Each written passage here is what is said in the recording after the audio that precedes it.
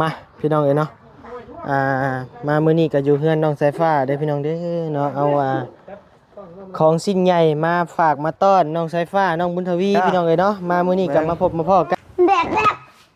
นี่ขับไว้นี่หันดิก็งามแหละ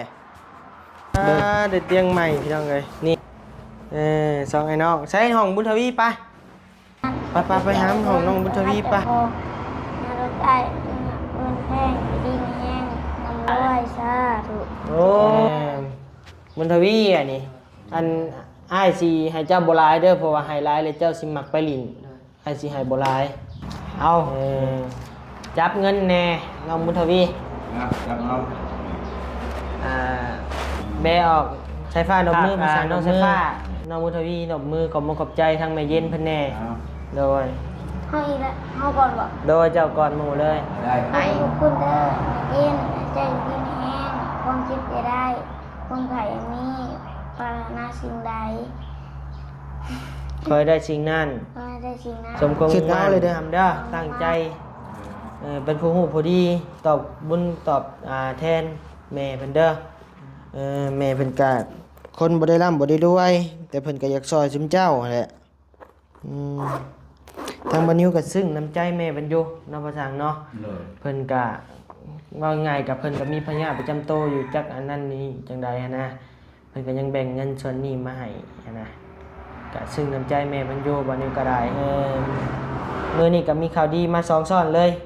ทั้งแม่ฮักบ้านนิ้วนำแน่แล้วก็ทั้งแม่เย็นก็เป็นแม่ฮักเช่นกันนะพี่น้องเนาะ2ซ้อนเลยสายฟ้ามื้อนี้โชคใหญ่ล้นทับเนาะ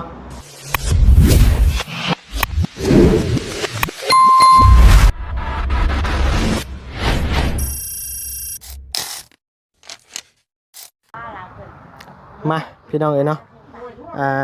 มามื้อนี้ก็อยู่เฮือนน้องสายฟ้าเด้อพี่น้องเด้อเนาะเอาของสิ่งใหญ่มาฝากมาต้อนน้องสายฟ้าน้องบุญทวีพี่น้องเอ้ยเนาะมามื้อนี้ก็มาพบมาพ้อกันอยู่เฮือนอยู่ซานน้องเพิ่นเด้อพี่น้องเด้อเนาะกราบทักทายและสวัสดีและสบายดีพ่อแม่พี่น้องหมดทุกคนพี่น้องเอ้ยเนาะป้าน้องชายบ่นิ้วพี่น้องเอ้ยเนาะบ่เห็นหน้าเห็นตาหลายมื้อหลายวันพี่น้องเอ้ยหน้าขาวขึ้นเนาะว้าโธ่ไปเห็นยังมาเด้ใส่ฟ้าเด้ซะใส่ฟ้าเอาแล้วไปเบิ่งไปเบิ่งมึงดูใช่นี่เห็ดกี่คุยแท้อุ้ยงามมาลีนี่มาเว้ยมาหลายมื้อแล้วพี่น้องเอ้ยใส่ไผนอนงานเรียบร้อยพอสร้างก็ได้สบายดีโดยสบายดีใช้อันเมย์จะได้สะเมื่องานกับบ้านเมื่อไรไม่งานก่อนมานะบ่าวมีของใหญ่มาต้อนมือนี่บายป่ะเอาพี่น้องเลยเนาะมามีของใหญ่มาต้อนมือนี่พี่น้องเอ้ยเนาะมา4 หนุ่มบัดนี้ก็ได้เนาะมีลุงหนวดลุงยังพี่น้องเอ้ยลุงเงาเอาบักหามแกเสียงมาสบายดีเด้อหามเด้อสบายดีโดยไปบ่ไปลิ้นกับนาบ่าววันนี้ผู้สาวเจ้างามเนาะผู้สาวใช่น่ะบ่ลืมเป็นในคลิปแล้วเห็นในคลิปแล้วไผผู้สาวไอ้ว่าไผผู้สาวไอ้โหแล้วเห็นในคลิปชื่อยังโบฮะโอ้โหแล้ว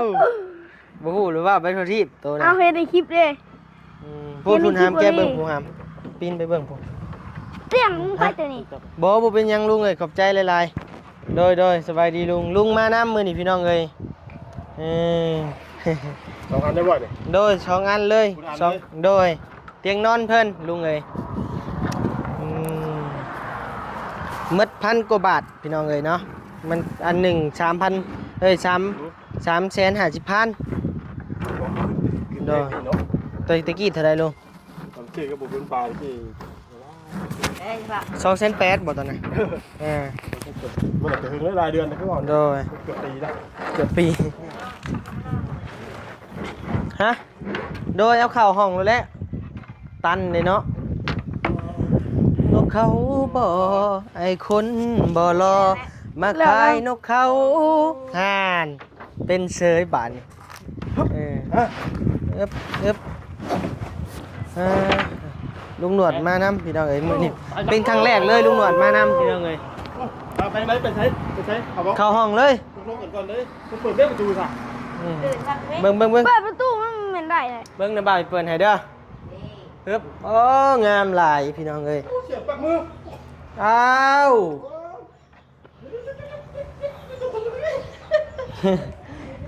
เสียนปักมือใหญ่แฮงบ่ลุงโอ้ดิ เสียบ จังอันน่ะ ฮะ จังอันน่ะ ตัวนึงเขาในแล้ว เด้นี่ แม่นคัดงาน แม่นบ่ คัดเลยป่ะ เอาโอเคให้น้องเพิ่นหามก็ได้ลุงใส่ผ้าลงมาพี่มันเสียนหลายพี่น้อง ได้ป่ะ ปึ๊บ เต้มก็มีตีนวะตีนไม่ใช่ตัวนี้เดี๋ยว ตีนอยู่ลุมเงี้ยง อย่างเด้อ เบิ่งลุงปล่อยก่อนไป เอาเลยจุดเลยนะ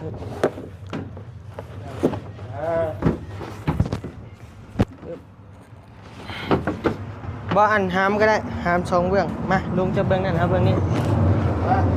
ไปปึ๊บเข้าใน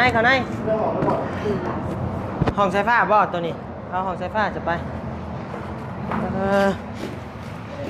อึ๊บตีโค้งโอ้ คนนอนก่อน ใช่ เฮ้ย มือบนนอนก่อนเดี๋ยวรวดเร็วขนาดได้พี่น้องเลยเนาะมาฮอดเลยค่ะ บริเตรียมการยังเลยเด้อ ผมดู โอ้พอดีเป๊ะเลยเว้ยเอาออกก้อนสาดเนี้ยเอาออกก้อน ตัดเตะเขาบัดตอนขวดกับหมด เอาขึ้นฟุ้งก่อนบัดนี้ ให้นะ ขึ้นเลยโอเคเปเวอร์เลยพี่น้องเลยพอดีแล้วเพิ่นนอนผู้เดียวเนาะพระช่างเนาะพอดีกับเสนอนเพิ่นเลยใส่เอาให้มันคุ้งพุ่ง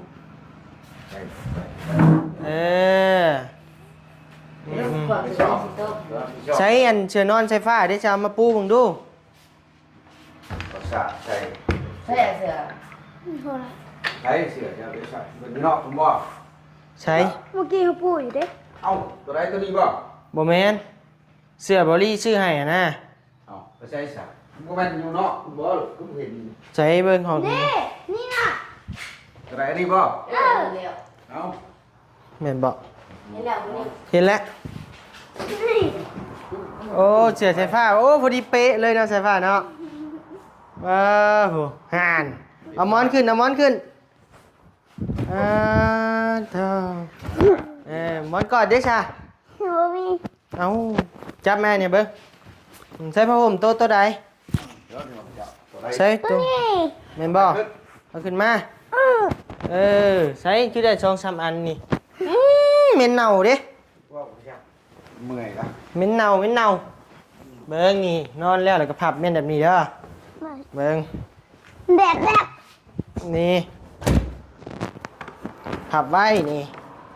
หันดิก็งามแหละเบิ่ง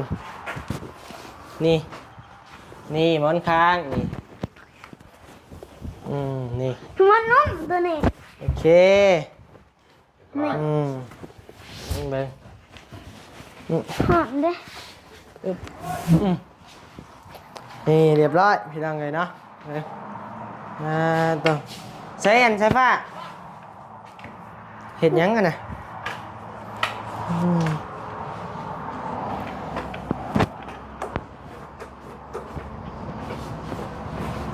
งามพี่น้องใส่นอนมึงดูในบ่าวถ่ายรูปมึงดูนอนเบิ่งเด็ดเตียงใหม่พี่น้องเลยสองไอ้น้องใส่ห้องบุญทวีไปหาห้องน้องบุญทวีไปพอสร้างหาเหือหาแห้งแน่หาเจ้าเนี่ยใช้ตัวนี้ได้ฉบับ ของตัวนี้ป่ะ โดย เอาไว้นี่เนี่ยเขาใส่มากทุกคน ตูดมันนี่ได้บ่มาตูดมาเบิ่งนี่หน้อยหนึงปิดประตูนี่เข้าซะตูดมาพี่บัดนี้ ตามบอล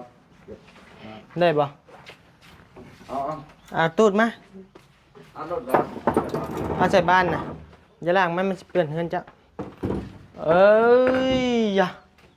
เอาไปอีกฮะเอาไปอีก ปล่อยลงมาที ย้ำมาพี่ เดี๋ยวมันติ๊กเซฟให้ได้ผู้ที่เซฟ พอแล้วล้มแล้ว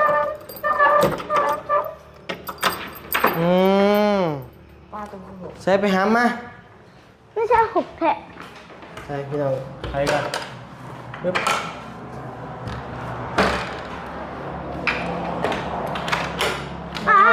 ใครบ่ได้ของนี่ บ่ใครก็อย่าหามตัวนั้น กลัวแล้วภาษาเราเจาะหัวนี่หลอกหาย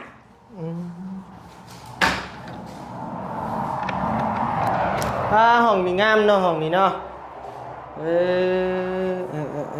กับคนอยู่หมักไปหลินเลยอยู่ข้างนอกดีแล้วบ่กวนหมู่ มันขึ้นก็ลิ้นเกี้ยวถึงเสียงดัง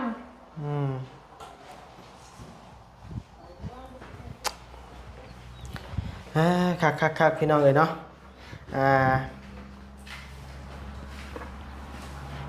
ชาวอันภาษาหัก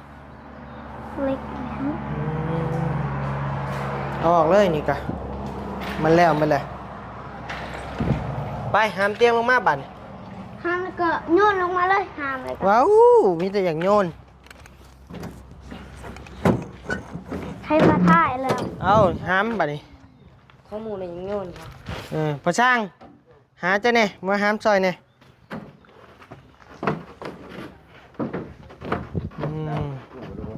อันนี้เป็นเตียงของน้องบุญทวีพี่น้องเลยเนาะ มันจะขึ้นบ่แม่อ่ะมันขึ้นมันอยากขึ้นนะ มาขึ้นก่อนมาขึ้น บอกว่ามันเบยติดอย่างนั้นมันค่าน่ะซื่อๆหามขึ้นโต๊ะได้ โอ้ขึ้นดูไปพักขึ้น ดุดเขาแดดกระแดด อยากได้คำยกขึ้นยกขึ้นเหมือน ไป จานคือเบาเถอะวะ โอ้ยขึ้นกันอะไรเอา เงียงข้างมันบัดนี้ ขึ้นก่อนเอาไปก่อน วันนี้มันจะได้จีพามจิลินนะ โอ้อยากไปลินบ่ เจ้าอย่าตัวเอาอีกแล้ว ใช้เงินน่ะ คือมือนั่นน่ะ มีเงินอยู่บ่สิให้ไปลิน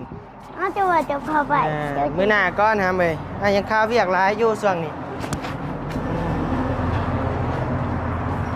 พี่แจ้พี่ติโอ้มันตันแม่เลยถึก อ้าว แจ้นั่น ใบมันยาวหนังหน้าน่ะ หามโอเค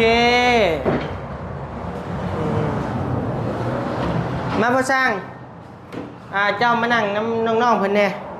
เดี๋ยวมีเรื่องอยากลมน้ำไปนั่งผู้หาม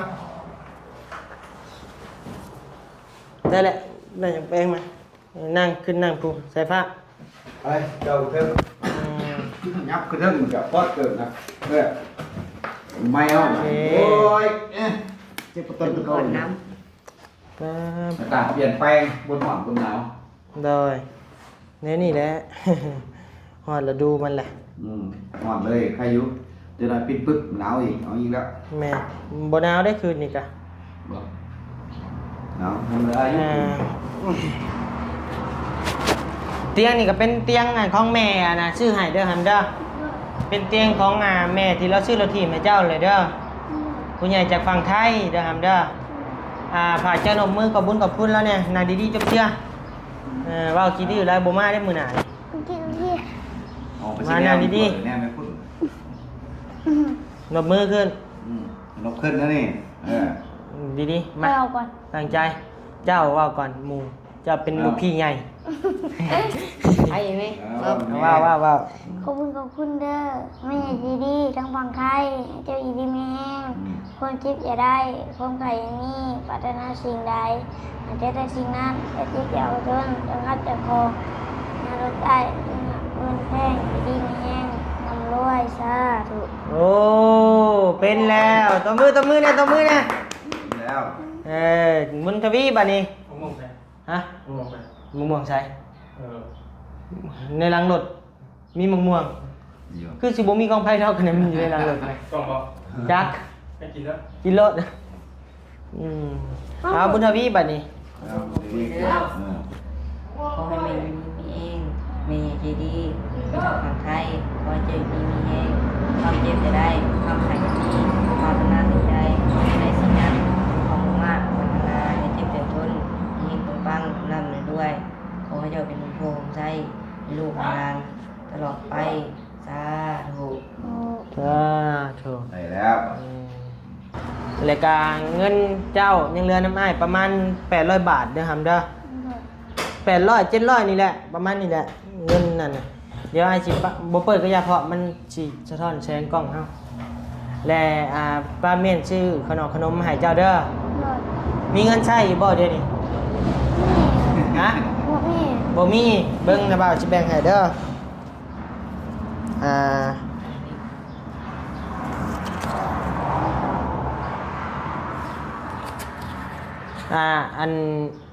อันนี้ใช้ฟ้านะ จะ เอ ได้ บุญทวีอันนี้อันอ้ายสิให้เจ้าบ่หลายเด้อเพราะว่าให้หลายแล้วเจ้าสิมักไปลิ้นอ้ายสิให้บ่หลายเออ ผมไว้โทรอยู่เชียร์ขนำขับไว้นะ มือใดพอสิมือตกลง แล้วเนี่ย ยังเวียกยังแน่ช่วง เนี่ยเก็บชีถึงครึ่งเบิดจะเขากระโลงนั่นแหละเห็ดแนวพูดเบิด โอ้ แต่ยังหลายอยู่มันชอบซ้ำนี่แหละ โดยแต่ว่าเฮาสิบ่ให้เจ้ามือบัดนี้ เอ้า มีแม่เย็นเนาะ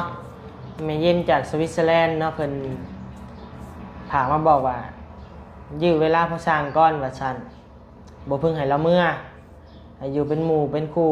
เป็นพ่อให้น้องสายฟ้าก่อนบ่ให้เมื่อใด เมื่อกี้ได้เตรียมเครื่องมาได้เตรียม บ่ได้ให้เมื่อใดพอสร้างเอ้ยบายแล้วเนาะ เฮ็ดได้บัดนี้แม่เพิ่นบ่ให้เมื่อแล้วพอสร้างสิเมื่ออยู่บ่ โอ้อยู่นี่ก็ยุ่งเลยเนาะได้กินข้าวเลยเนาะบุญทวีอยู่น้ำนอกบ่แรง เอาพี่น้องเอ้ยเนาะทางบัดนี้ก็สิมาแจ้งข่าวดีน้องสายฟ้าน้ำแน่น้องบุญทวีน้ำแน่แล้วก็พอสร้างน้ำแน่มื้อนี้พี่น้องเอ้ยภายในคลิป1คลิปเดียวเลยพี่น้องเอ้ยบ่ต้องแบ่งบ่ต้องหยังเนาะพี่น้องเนาะมื้อนี้เฮาสิมาแจ้งข่าวดีน้องสายฟ้าก่อนเนาะอ้ายมีงบเฮ็ดกะโหลห้องน้ำจะเด้อหำเด้อ โดย โอเคกับห้องน้ำน้องบุญทวีนี่แหละรายการพอสร้างก็สิได้อยู่ต่ออีกเพราะว่ามีเวียกเฮ็ดกะโหลเด้บ่เกินมื้อเดียว แม่นบอกพอ โอ้ สร้าง ยบ่ว่าดอกมันก็2ชามพุ่นแหละหรือบ่ง่ายเด้กระจับกระแจกเดี๋ยวนี้เล่น ให้ว่าประมาณทิศหนึงพุ่นน่ะ แม่ ยื้อเวลาบ่อยพอสร้างเมื่อพี่น้องเอ้ยเนาะเดี๋ยวอันพอสร้างแล้วเวียกเลยโทรบอกเฮาเด้อเฮาสิซื้อกะโหลมาให้เด้อ เลย โอเคค่านะเจ้าพันเท่าใดก็ ตัวไหน จักแสนก็ค่ามือเจ้า จังได๋มันเลย 10เท่าใดก็10จักแก๊ส 2 12แก๊สแก๊สละ60แม่นบ่ ประมาณ7แสน แต่ว่าแม่เพิ่นว่าค่าสร้างเจ้านี่ให้เจ้าเลย1,500 แล้วแต่ ล้านหนึ่ง ถูกแล้ว ล้านป้ายบ่ได้1,500โดย เก็บไว้ปวดจิ้งไข่บ่นี่เอ้ยได้ไผอยู่เอาแบบเห็นเงินแน่ครับเอาไปใส่เบิดจนบ่มีติดกระโตครับเกิด หมดแรงเงินจ้ะ เบิดแล้ว โอ้ยเนาะ ดีใจแต่บ่ได้ไผมาแล้วก็ได้กะมันอยู่เงาบุญเฮาบัดสิเก็บต่อคือใช่ว่าเอ้าปล่อยเก็บไปนี่ละอันนี้ก็มีแต่เฮาสิขึ้นโคม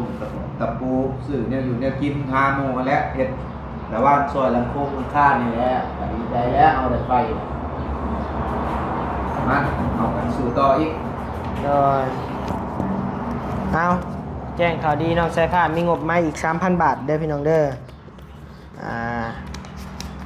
เอานี่จับเงินแน่น้องบุญทวี จับเอา แบออกใช้ฟ้านบมือพอสั่งนบมือโอ้กล้องก็ได้ เอานบมือขึ้นยืนเงินมาแบออกครับโอเคนะบ่าวจิถ่ายรูปแนมกล้องโอเคมานะบ่าวเก็บไว้ก่อนเนาะอันนี้ก็ถือว่านะพี่น้องเนาะ 3,000 บาทนี่ทั้งแม่เย็นมันก็บอกซื้อซื้อกะโลค่าสร้างน้ำพี่น้องเลยเนาะจำนวน 3,000 บาทนี่ค่าสร้างกับ1,500แม่นบ่1,500เนาะเพราะว่าแม่เพิ่นให้เกินพี่น้องเลยแล้วก็กะโลนี่12แก๊สตกเป็นเงินอยู่เท่าไหร่วะลืมละโทรศัพท์กับพอดีแหละนี่บัดนี้คิดว่าเนาะโอเคพี่น้องเอ้ยก็แจ้งข่าวดีพี่น้องเนาะภาคน้องไซฟ้าน้องมุทวีนบมือขอบใจทางแม่เย็นเพิ่นแน่โดย ให้อีกแล้วเอาก่อนบ่ โดยเจ้าก่อนหมู่เลย ได้ ให้ทุกคนเด้อเย็นใจกินแห้งความเจ็บจะได้ความไข่ยังมีปรารถนาสิ่งใด คอยได้สิ่งนั้น ก็ได้สิ่งนั้น สมความมุ่งมั่น มองมา ปรารถนา ปรารถนา จะเจ็บจะจน จะเจ็บจะจน ร่ำรวย ร่ำไม่รวย ๆสาธุน้องมุทวีบาดนี่ ขอบคุณเด้อแม่เย็นขอเจ้าอยู่ที่มีแห้งความเจ็บจะได้ความไข่จะมีปรารถนาสิ่งใดขอจะได้สิ่งนั้นสมความมุ่งมาปรารถนายิ่งเจ็บอยู่จนเลี้ยงสมปังนอนหลับด้วยธุ สาธุเนาะแม่เพิ่นนี่นะเดี๋ยวให้เสียงรถไปก่อนดังๆโอ้เสียงโทรรถคันนี้ดังอะไรนี่ ดูให้เป็นดับเลย เนาะทั้งแม่เย็นนี่เพิ่นก็บ่ได้ร่ำบ่ได้รวยเนาะเพิ่นก็มีพยาธิประจำตัวอยู่เพิ่นพอกไตทุกอาทิตย์หนึง3เทื่อบ่ได้พอสร้างเลยเนาะ โดย แต่เพิ่นก็ยังแบ่งเงินมาให้ซุบเจ้าบานิวก็โอ้ว่าซั่นเนาะแม่เพิ่นก็แม่เย็นนี่ก็พี่น้อง FC อาจจะฮู้จักหลายเติบเพราะว่าทั้งแม่เพิ่นก็ซอยคนทุกข์คนยากนี่ก็หลายครอบครัวแฮงทั้งบ่าวเตียงแน่ทั้งทีมงานหลายคู่หลายคนแม่เพิ่นก็ซอยหมดพี่น้องเอ้ยพี่น้องก็อาจจะคุ้นหูอยู่พี่อันแม่เย็นนี่ก็ได้เพิ่นก็เป็นโรคไตแม่เพิ่นก็ได้เนาะได้ฟอกไตอยู่ทุกอันเท่าไหร่อาทิตย์หนึ่งต่อ3มื้อ3เทื่อว่าซั่นเนาะคิดเอาเลยเด้อครับเด้อตั้งใจเป็นผู้ฮู้ผู้ดีตอบบุญตอบแทนแม่เพิ่นเด้อแม่เพิ่นก็คนบ่ได้ร่ำบ่ได้รวยแต่เพิ่นก็อยากซอยซุมเจ้านั่นแหละทางบ่นิวก็ซึ้งน้ำใจแม่เพิ่นอยู่เนาะพ่อทางเนาะ เลย เพิ่นก็ว่าง่ายกับเพิ่นก็มีพยาธิประจำตัวอยู่จักอันนั้นนี้จังใดหั้นนะเพิ่นก็ยังแบ่งเงินส่วนนี้มาให้หั้นนะก็ซึ้งน้ำใจแม่เพิ่นอยู่บ่นิวก็ได้มื้อน่ะเพิ่นแม่เพิ่นนั้นเล่าเรื่องสู่ฟังก็เรื่องพยาธิเพิ่นนี่แหละเฮาก็จนน้ำตาซึมพอสร้างเลย เดี๋ยวว่าซึ่งในน้ำใจที่แม่เพิ่นมอบให้น้องๆหั่นนะฮวดที่แล้วนี่ก็10,000 กว่าบาทนะกะแม่เพิ่นรอบนี้ก็3,000 บาทเพิ่นฝากมา 7,000 บาทแบ่งให้สาวนวลนำแน่แบ่งบ่นิ้วนำแน่แบ่งให้น้องไซฟ้านำแน่ก็นี่แหละพี่น้องเอ้ย น้อยขยันไว้ โดย อยู่เป็นโป่งใส่นี่แหละให้ลูกเต้าสร้าง อันนี้ก็ ไม่แน่นอน หมูจะคำว่าวันนี้ก็ได้เนาะตื่นตันใจในยอมหับน้ำใจแม่เพันอยุ แข่ง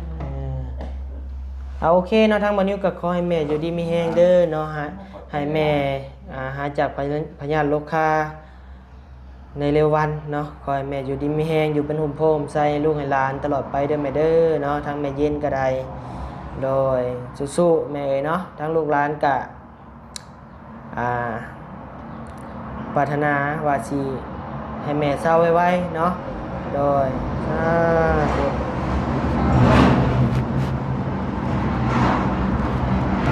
เอาโอเคพี่น้องเอ้ยเนาะสำหรับคลิปนี้ทางบ้านนิ้วกะชีได้ลำลาพระจากเพียงสมีแหละพี่น้องเอ้ยเนาะมามอบเตียงให้น้องๆเพิ่นเนาะมื้อนี้ก็มีข่าวดีมา2ซ้อนเลยทั้งแม่หักบ้านนิ้วน้ำแน่แล้วก็ทั้งแม่เย็นก็เป็นแม่หักเช่นกันนะพี่น้องเนาะ